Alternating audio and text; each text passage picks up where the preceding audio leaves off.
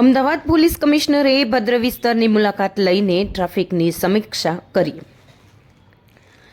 Ahmedabad police કમિશનરે ભદ્ર વિસ્તારની મુલાકાત લઈને ટ્રાફિકની સ્થિતિની સમીક્ષા કરી હતી, જેમાં તેમણે લાલ દરવાજામાં આવેલી એક દુકાને જઈને સ્થાનિક વેપારીઓ અને નાગરિકો સાથે વાતચીત કરી હતી. આ મુલાકાત દરમિયાન જ્યારે પથરાણાવાળા સમસ્યાઓની રજૂઆત કરવા માટે આગળ આવ્યા, ત્યારે ત્યાં હાજર પોલીસ કાફલાએ તેમને કમિશનર સુધી પહોંચતા અટકાવ્યા હતા અને ત્યાંથી દૂર કર્યા હતા. પોલીસ કમિશનરે કહ્યું કે હું આવ્યો એટલે ભદ્રનો રસ્તો ખાલી નથી ને, તેમ કહીને તેમણે ટ્રાફિક પોલીસની કામગીરી પર કટાક્ષ કર્યો હોય તેમ જણાઈ રહ્યું છે.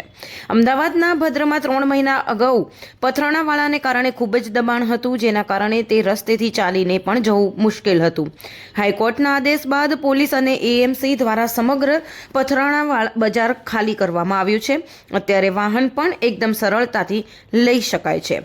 પોલીસ કમિશનરને જાતે જ ટ્રાફિકનું નિરીક્ષણ કરવા માટે આવ્યા હતા.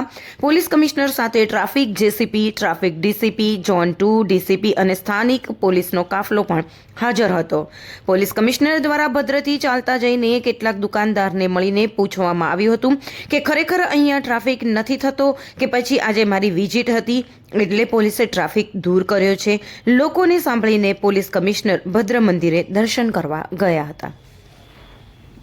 ભદ્રકાલી મંદિરની એરિયામાં 3 મહિના પહેલા વિઝિટ કરી હતી. અહીંયા ટ્રાફિકની બહુ ગંભીર સમસ્યાઓની રજૂઆત આપણી પાસે થતી હતી. આપણે સૂચના આપીએ અમુક દિવસો માટે હટી જાય, ફરી અહીંયા ટ્રાફિકની પ્રોબ્લેમ ઊભી થઈ જાય, તો આપણે કડક સૂચના આપી હતી. જાતે વિઝિટ કરીને દરેક જગ્યાએ આપણે જોયા હતા. તો આજે આપણે એમ કે સવારે જોઈએ કે અહીંયા શું પોઝિશન છે ટ્રાફિકની.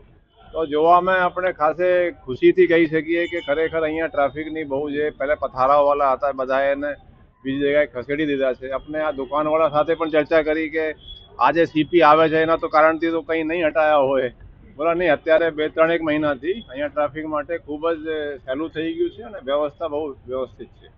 Thank you. અન્ય જગ્યા ઉપર કેટલીક જગ્યા ઉપર સર ભારે ટ્રાફિક જામ આપણે ત્યાં એક્સ્ટ્રા મેન પાવર જો આપણા લોકલ લો એન્ડ ઓર્ડરના પોલીસ સ્ટેશનથી પણ ત્યાં 250 જેટલા મેન પાવર પણ આપી છે. અત્યારે ટ્રાફિક બ્રિગેડની ભરતી પણ જે ફિઝિકલ છે પૂરું થઈ ગયું છે. 650ની ભરતી પણ એ અત્યારે રિઝલ્ટ આજ કે 1-2 દિવસમાં પૂરું એ ડિક્લેર કરીએ, પછી એની ટ્રેનિંગ પછી એ લોકો પણ ઉપયોગમાં થશે. અને અમુક તમે જોઈએ તો જે સર્કલો છે એને કોર્પોરેશન સાથે મળીને અમે ચેન્જ કરી રહ્યા છીએ. એરિયાના જેટલા શક્ય હોય પોલીસ ખૂબ જ અમે મહેનત કરી રહી છે. સર, 15 થી 20 જગ્યાએ ઓવરબ્રિજ બની ગયા છે. જ્યાં જે ઓવરબ્રિજ બને છે ત્યાં ટ્રાફિક પીક ખૂબ જ વધારે છે. ઘણી જગ્યાએ મેન પાવર પર ઓછો પડતો એવું દેખાય છે. દેખો, ઓવરબ્રિજ જે તમે કહો છો બની રહ્યા છે, આ ડેવલપમેન્ટનો એક ઇમ્પોર્ટન્ટ હિસ્સો છે. એ કોર્પોરેશન તરફથી જે એ બધું કામનું ચાલે છે. એ થોડી તકલીફ તો પડે છે પણ એ ભવિષ્ય માટે સારો રહેશે અને પોલીસ ત્યાં મૂકીને આપણે ટ્રાફિકના સંચાલન જે રીતે યોગ્ય થાય એ રીતે આપણે કરવામાં આવે છે. Thank you.